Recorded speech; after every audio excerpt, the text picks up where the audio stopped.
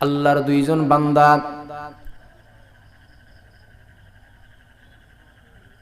হিসাব নিকাশের পর আল্লাহর দুইজন বান্দা এমন গুনাহগার বলে সাব্যস্ত হয়ে যাবে,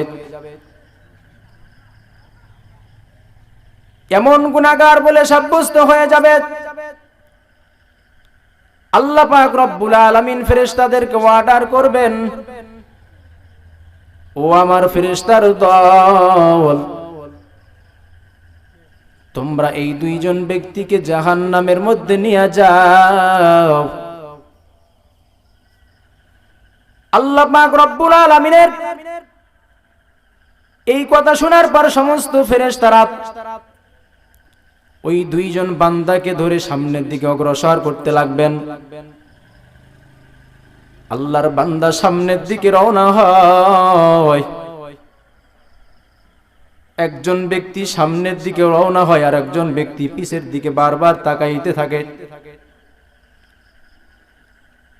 আল্লাহ পাক রব্বুল আলামিন ফেরেশতাদেরকে বলে, ও ফেরেশতার দল,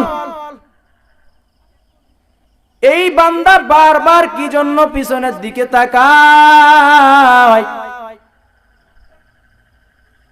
আল্লাহ পাক রব্বুল আলামিনের এই ফেরেশতাদেরকে এইভাবে প্রশ্ন করলেন, জানতে চাইলেন কি জন্য বারবার পিছনের দিকে তাকায়। ফেরেশতা সেই ব্যক্তিকে উত্তর প্রশ্ন করলেন, ভাই আপনার কোনো বাসা নাই, আপনি বারবার পিছনের দিকে কেন তাকান? আল্লাহ পাক তো অর্ডার করে দিয়েছেন তোমাদেরকে জাহান্নামের মধ্যে নিয়ে যাওয়ার জন্য। ওই বান্দা ফেরেশতাদেরকে বলে, আল্লাহ পাক রব্বুল আলামিন দুনিয়ার মধ্যে বলেছিলেন, কোরআনের মধ্যে আয়াত নাজিল করে বলেছিলেন, দুনিয়ার মধ্যে যখন কোনো বান্দার যখন কোনো বন্ধু না থাকবে, কাল কিয়ামতের ময়দানে যখন হিসাব নিকাশের পর বান্দা যখন অসহায় বলে সাব্যস্ত হবে, সেই কঠিন সময়ের মধ্যে আল্লাহ পাক রব্বুল আলামিন তার বন্ধু হবেন।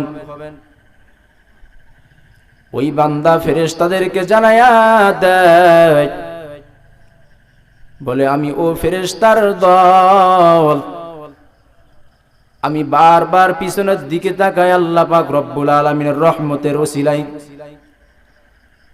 আল্লাহ পাকের রহমতের জন্য আমি বারবার পিছনের দিকে তাকাই, আল্লাহ পাক রব্বুল আলামিনের রহমতের জন্য বারবার পিছনে তাকাই।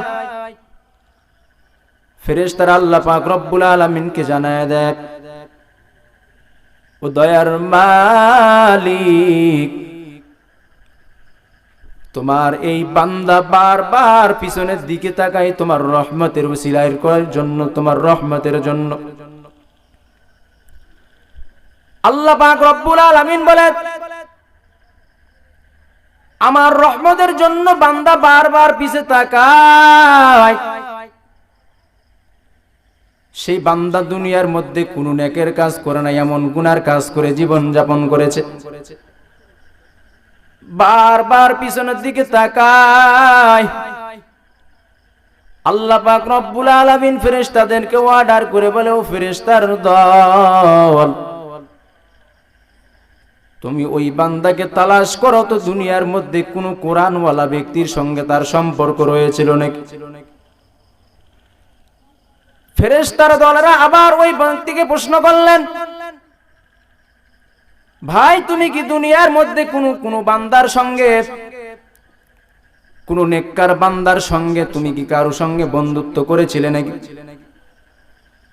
কোরআনওয়ালা ব্যক্তির সঙ্গে তোমার কি সম্পর্ক রয়েছিল? ওই বান্দায় ফেরেশতাদের কথা শুনে জবাব দেয়, বলে না, দুনিয়ার মধ্যে আমার কোন কোরআনওয়ালা ব্যক্তির সঙ্গে আমার কোনো সম্পর্ক ছিল না, কোন নেককার ব্যক্তির সঙ্গে সম্পর্ক ছিল না, কিন্তু এমন একজন ব্যক্তির সম্পর্ক ছিল সে আমার বন্ধু একজন, সেই বন্ধু কোরআনওয়ালা ছিল না। ফেরেশতারা আবার অর্ডার করলেন, আল্লাহ পাক রব্বুল আলামিনের কাছে জানায় দেয়, বলে ও দয়ার মালিক, আয় আল্লাহ, ওই বান্দার কোন কোরআনওয়ালা ব্যক্তির সঙ্গে সম্পর্ক নাই, কোন নেককার ব্যক্তির সঙ্গে তার সম্পর্ক নাই। আল্লাহ পাক রব্বুল আলামিন আবার জানায়া দেয়, বলে ও ফেরেশতার দল, দেখো তো দুনিয়ার মধ্যে তার এমন কোন বন্ধু রয়েছিল যে সে তার বন্ধুটা কোরআনওয়ালা ব্যক্তির সঙ্গে সম্পর্ক রয়েছিল। আবার ফেরেশতারা আল্লাহর পাক রব্বুল আলামিনের এই কথা শুনে আবার ওই ব্যক্তিকে যায় প্রশ্ন করলেন, ভাই তুমি কি দুনিয়ার মধ্যে তোমার এমন কোন বন্ধুও নাই কি যে তোমার বন্ধু কোরআনওয়ালা ব্যক্তির সঙ্গে সম্পর্ক রয়েছিল? আল্লাহর বান্দা বলে, আমার একজন বন্ধু রয়েছিল, সেই বন্ধুর কাছে গেলে বুঝা যায়। ফেরেশতারা যার বন্ধুর কাছে যায় দেখে সেই বন্ধু একজন কোরআনওয়ালা ব্যক্তির সঙ্গে সম্পর্ক রয়েছে।